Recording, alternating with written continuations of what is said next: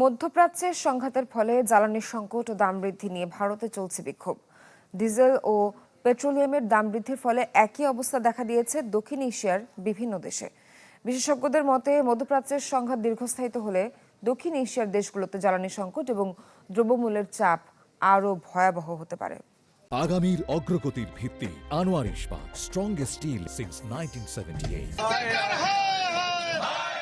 মধ্যপ্রাচ্যে চলমান সংঘাতে সবচেয়ে বেশি বিপাকে বৈশ্বিক জ্বালানি খাত। অল্প সময়ের ব্যবধানে সবচেয়ে বেশি প্রভাব লক্ষ্য করা গেছে দক্ষিণ এশিয়ার দেশগুলোতে।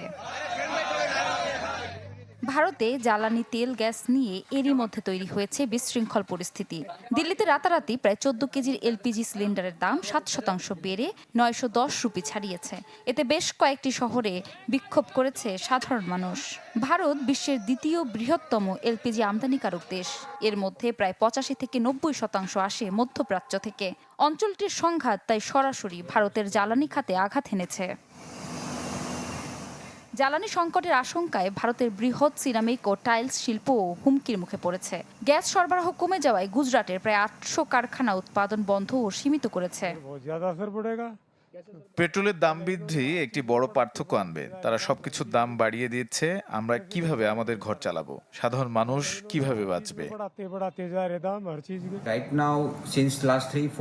এই মুহূর্তে গত ৩-৪ দিন ধরে কারখানাগুলি সমস্যার সম্মুখীন হচ্ছে। আমাদের প্ল্যান্টে সর্বোচ্চ ৩ থেকে ৪ দিনের গ্যাস মজুত রেখেছি। সেই মজুদ এখন প্রায় শেষ হয়ে গেছে। পাকিস্তানে হঠাৎই ডিজেল পেট্রোলের দাম বাড়ায় জনমনে তৈরি হয়েছে ক্ষোভ। ডিপো ঘুরেও মোটর সাইকেল আর গাড়ির জন্য তেল পাচ্ছেন না অনেক ক্রেতা। আমি সরকারের কাছে আবেদন করছি, আমাদের প্রতি একটু দয়া করুন। এখন রমজান মাস এবং এটি ইতিমধ্যেই কঠিন। পেট্রোল এবং গ্যাসের দাম বেড়েছে। আমি অনুরোধ করছি পেট্রোলের দাম কমানো হোক।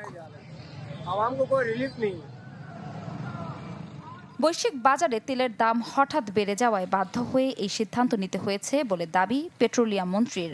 মধ্যপ্রাচ্যের সংঘাত দীর্ঘস্থায়ী হলে দক্ষিণ এশিয়ার অন্য দেশগুলোতেও দ্রুত জ্বালানি সংকট তৈরির শঙ্কা দেখা দিয়েছে।